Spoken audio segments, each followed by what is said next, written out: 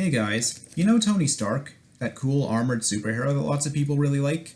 He's in kind of a bad situation right now. His problem started when longtime Marvel writer Brian Michael Bendis took over the Iron Man book in 2015. Bendis, for over a decade, built up a reputation as a decent fan-favorite comic book writer, and then completely threw that reputation out the window with a series of failures, like Civil War II and setting the X-Men on a path of destruction. Putting him on Iron Man still generated a lot of buzz and produced a massively successful first issue, but the book turned out to be pretty mediocre and didn't sell that well in the end. So Marvel did the sensible thing. They rethought their direction for Tony Stark and got a better writer. Just kidding. They put Tony in a coma and replaced him with a 15-year-old girl. Thanks, Marvel.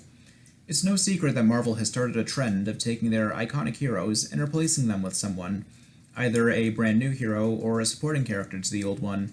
Some of these replacement heroes, like Kamala Khan and Sam Alexander, can be fairly likable and have some potential, despite also having some truly awful stories.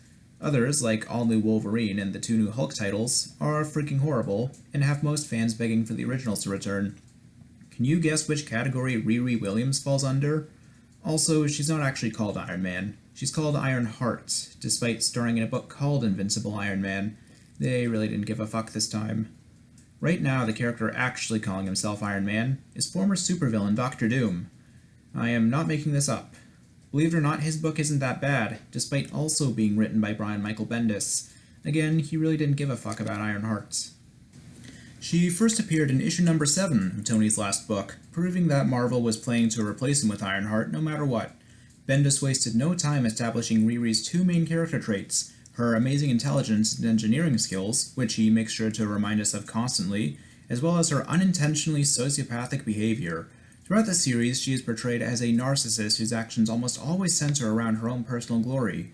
One issue after her debut, it is revealed that she built a high-tech Iron Man suit using parts she stole from her school, and runs away the moment she is caught with zero regrets. Later, MIT drops all charges against her and asks Riri to return to school with zero consequences for her criminal behavior.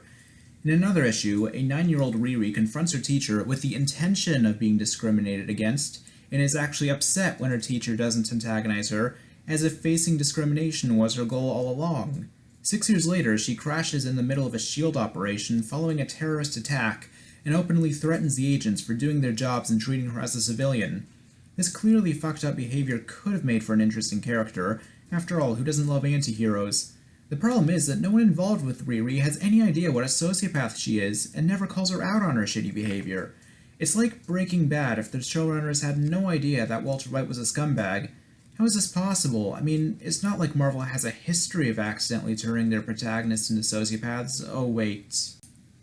The writing for the book contains quite a bit of Bendis speak, dialogue written by Bendis that is supposed to be witty, but just comes off as awkward and annoying.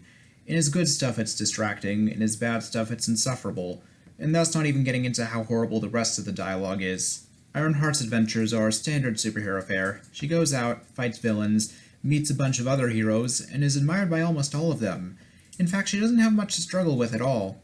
Riri is very much a self-insert protagonist.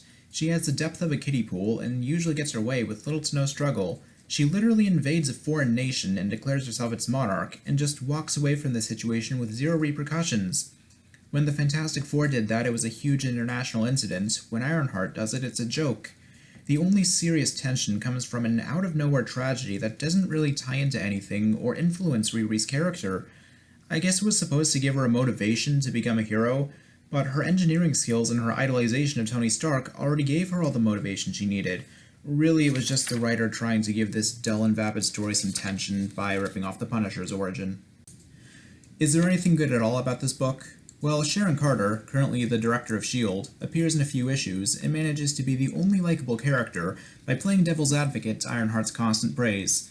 It's satisfying to see someone actually call her out on her inexperience and arrogance. As someone with years of experience interacting with superheroes, she is more qualified than anyone else to judge Ironheart's behavior, so I did enjoy most of her scenes. But nothing else about this comic really works. The Tony Stark AI that trains and mentors Ironheart is a pale shadow of the real Tony. The other supporting characters like Pepper Potts, Amanda Armstrong, and Mary Jane, yes that Mary Jane, are superfluous and don't really improve the story. The villains are generic and stupid, the plotlines are forgettable, the writing is a joke, and the protagonist is a charisma black hole who ends up being the exact opposite of what the writers intended. What should have been, at the very least, a positive role model is more like a supervillain in the making right now. I'm not happy with this book, and judging by sales figures, that's not an unpopular opinion. It's the lowest-selling Iron Man book in decades, if not all time. Doctor Doom's Iron Man book is selling almost as well despite getting zero promotion compared to Iron Heart's. Tony Stark will be back eventually, but the stain Riri Williams left on the Iron Man legacy will never be washed out. Thanks for watching the video, and be sure to subscribe. Good night, everybody.